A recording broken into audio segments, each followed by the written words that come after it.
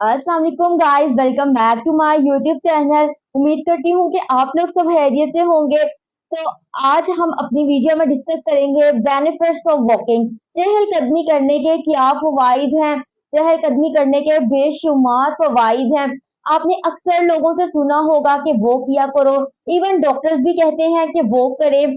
वो करने से वेट लॉस होता है। इसके अलावा डायबिटिक पेशेंट के लिए वो करना बहुत ज्यादा अच्छा है। अब वो किस तरह से अच्छा है, each and everything we will discuss in this video. वो करने से हमारा वेट तो लॉस होता ही होता है। इसके अलावा भी बेशुमार फवाइद हैं। जब हम वो करते हैं तो हमारी बॉडी में एक हार्मोन होता है जिसे हम कोर्टिसोल कहते हैं। कोर्टिसोल हमारी बॉडी में सैडनेस को, जब हम सैड होते हैं, एंजाइटी में होते हैं, डिप्रेशन में होते हैं, तो वो हमारी बॉडी में इंक्रीज हो जाता है। जब हम वो करते हैं तो कोर्टिसोल लेवल डिक्रीज हो जाता है, जिसकी वजह से जो पेशेंट को मूड स्विंग्स आ रहे होते हैं, साइकोलॉजिकल प्रॉब्लम फेस करनी पड़ रही होती है, माइंड इंसान का रिलैक्स हो जाता है। इसके अलावा बीपी जो है वो कम होता है। अब जिन लोग का हाइपरटेंसिव पेशेंट्स है उनके लिए वो करना बहुत ज्यादा अच्छा है। हार्ट रेट कम होती है, ब्रीथिंग पैटर्न हमारा नॉर्मल होता है। अपार्ट फ्रॉम दिस, जो लोग वो करते हैं उनको बुढ़ापा जल्दी नहीं आता, बिकॉज एंटीऑक्सीडेंट इंक्रीज हो जाते हैं, जिसकी वजह से स्किन पर जल्दी रिंकल्स नहीं आते, फाइन लाइंस नहीं बनती हैं। जो लोग वो करते हैं उनकी हड्डियां जो है वो मजबूत रहती हैं। बोन डेंसिटी उनका इंक्रीज होता है। जैसे जैसे हमारी एज बढ़ती जाती है, वुमेन्स में ऑस्टियोपोरोसिस का अमल बहुत ज्यादा कॉमन है। उसकी वजह से हड्डियां जो है वो बुढ़बुड़ी होना स्टार्ट हो जाती हैं, जिसकी वजह से बहुत सी प्रॉब्लम्स फेस करना पड़ती हैं।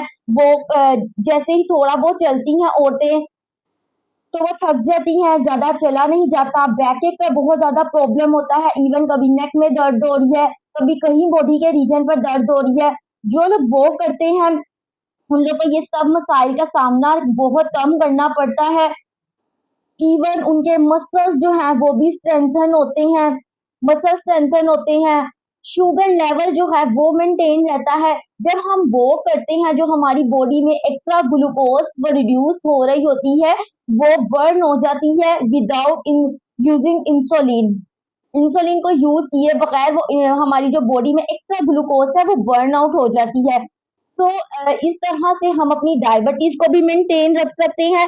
हमारी बॉडी में नेचुरल किलर सेल्स होते हैं, उनकी अमाउंट बढ़ जाती है जैसे ही हम वो करते हैं। जब उनकी अमाउंट बढ़ती है तो जो कैंसर के चांसेस हैं वो बहुत कम हो जाते हैं। अब हमें वो कितनी देर करनी चाहिए? मैक्सिमम 20 मिनट्स वो करना बहुत ज्यादा जरूरी है। अगर आप इससे ज्यादा जितनी कर सकते हैं वो आपके लिए फायदेमंद है।